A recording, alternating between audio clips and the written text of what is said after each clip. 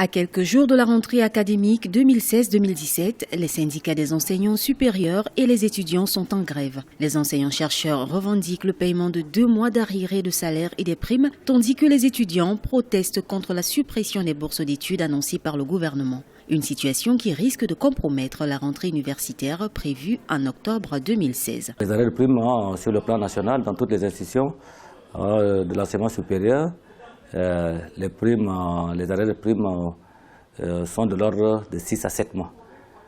Donc, pour d'autres choses, c'était donc les arrêts des frais du jury, des vacations et autres comme ça, qui ne sont pas versés jusqu'à ce jour.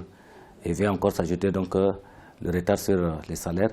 On est en train de courir maintenant le 2e mois d'arrêt de salaire. Les raisons avancées selon le ministre pour supprimer la bourse est que le pays est en crise économique. Donc c'est vraiment les 7 milliards de la bourse seront reversés dans les œuvres sociales. Mais en tant que représentants des étudiants, nous connaissons à peu près les conditions dans lesquelles les étudiants étudient.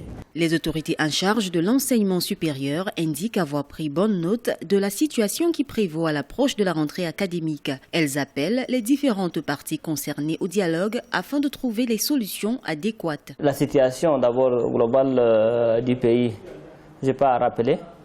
C'est une situation économique difficile que le pays traverse. Et ce n'est pas seulement au niveau du ministère de l'enseignement supérieur que des mesures ont été prises.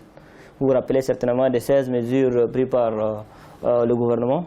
Et maintenant, compte tenu de l'austérité, le gouvernement envisage naturellement de revoir un certain nombre de critères. Et pour ce qui est de bourses intérieures, je dis bien les bourses intérieures, qui se chiffrent aujourd'hui à des milliards. Et donc, quand même, c'est des dépenses difficiles et surtout difficilement soutenables dans la durée. Donc, c'est pourquoi, pour ce qui est de bourses intérieures, il a été envisagé de les transformer en œuvres universitaires. Rappelons que le gouvernement tchadien a pris des mesures de restriction budgétaire en août 2016. Parmi ces mesures, la suppression des bourses et des indemnités de recherche pour faire face à la crise financière que traverse le pays.